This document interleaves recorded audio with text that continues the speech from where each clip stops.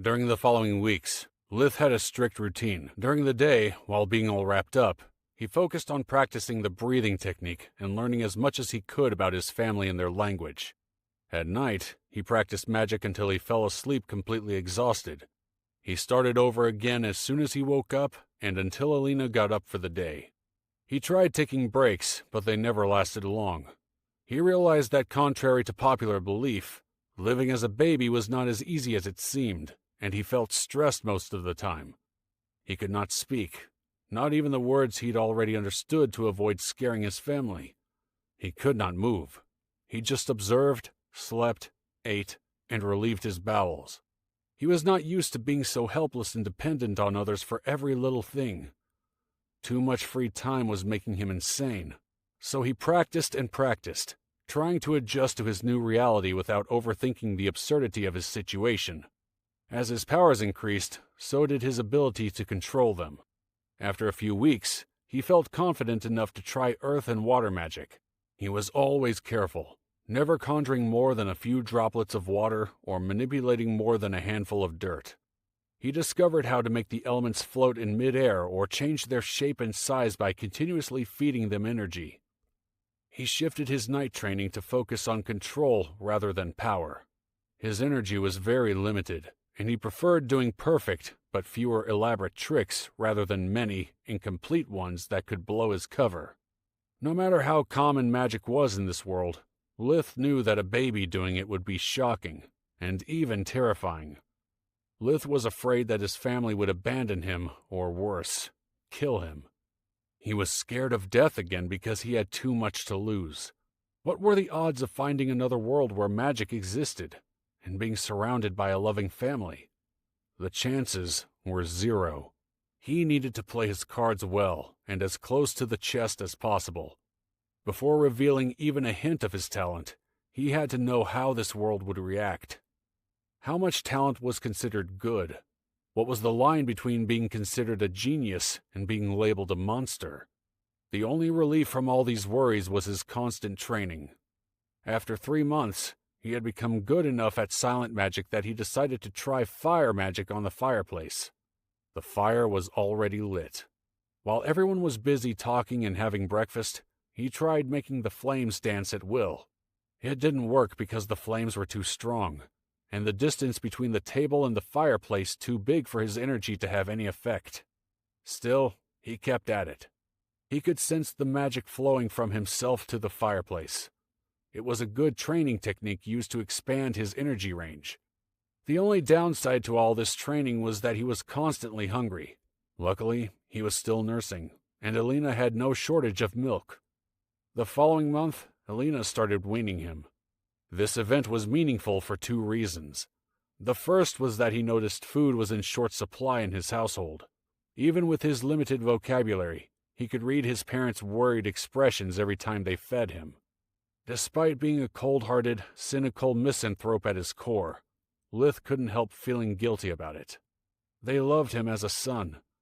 At first, he'd thought they were no more than hosts. The only ones he cared about were Alina and his big sister, Rena, who also took care of him. But with their devoted love, affection, and constant care, the family had managed to make a dent in his hardened heart. The more time he spent with them, the more he considered them his real family, rather than people he was using for his own gain. He limited his training so he wouldn't exceed the amount of food they could afford. Even that required some fine-tuning to find the exact quantity, because eating too little would be as worrisome as eating too much. The other reason it was meaningful had to do with his physical body.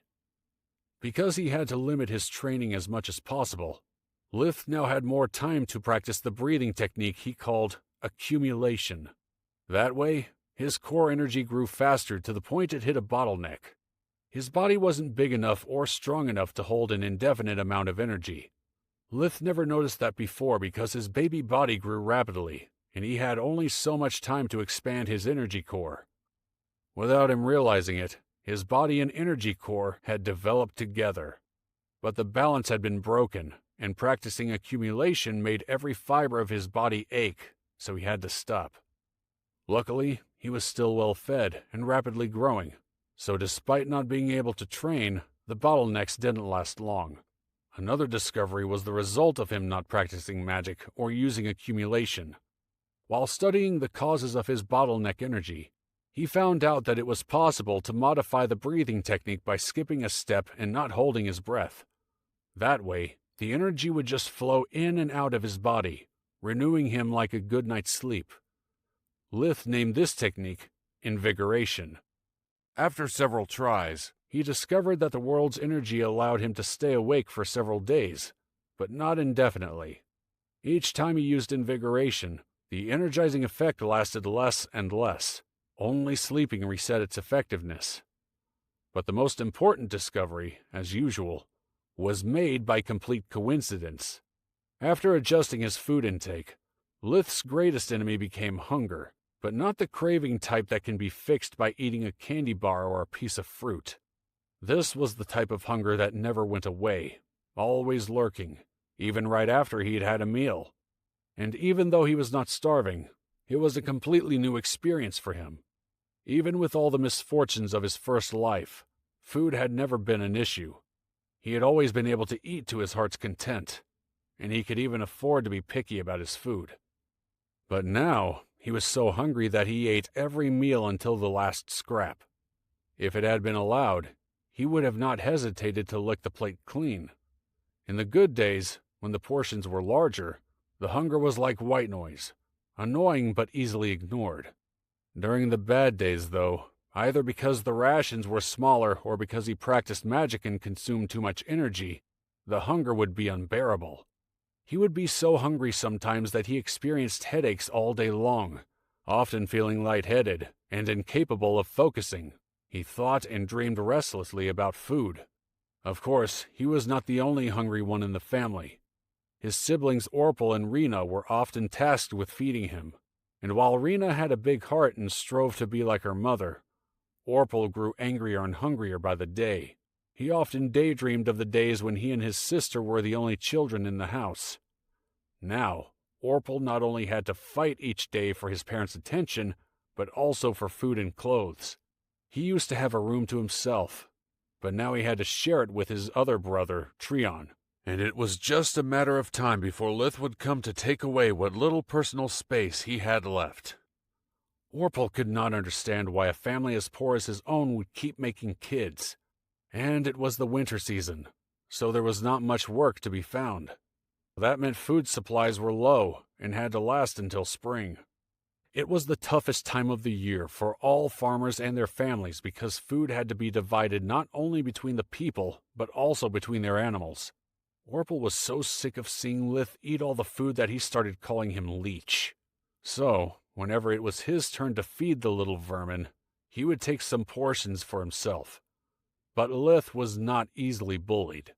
As soon as Lith noticed that the food was not coming toward him, he would cry his eyes out, and Alina would run to his side, foiling Orpal's plan. Lith never cried unless he needed to be fed or changed. Since he would never cry wolf, his parents took every wail seriously. That day was really bad for Lith. He was starving because of his growth spurt, and it was Orpal's turn to take care of him. Both their parents were out, tending to a cow who was suffering from frostbite, so Orpal took the plate full of creamy soup and gulped down a full spoonful. Lith immediately cried, but there was no one to hear him. "Cry all you want, Leech," Orpal said. By now, Lith was able to understand most of the common words, including Orpal's mockery. "Today is just you and me.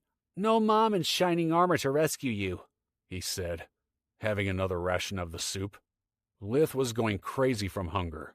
Once again, he was helpless. His magic was useless in his time of need. What could he do without blowing his cover? He thought about what options he had, but none came to mind.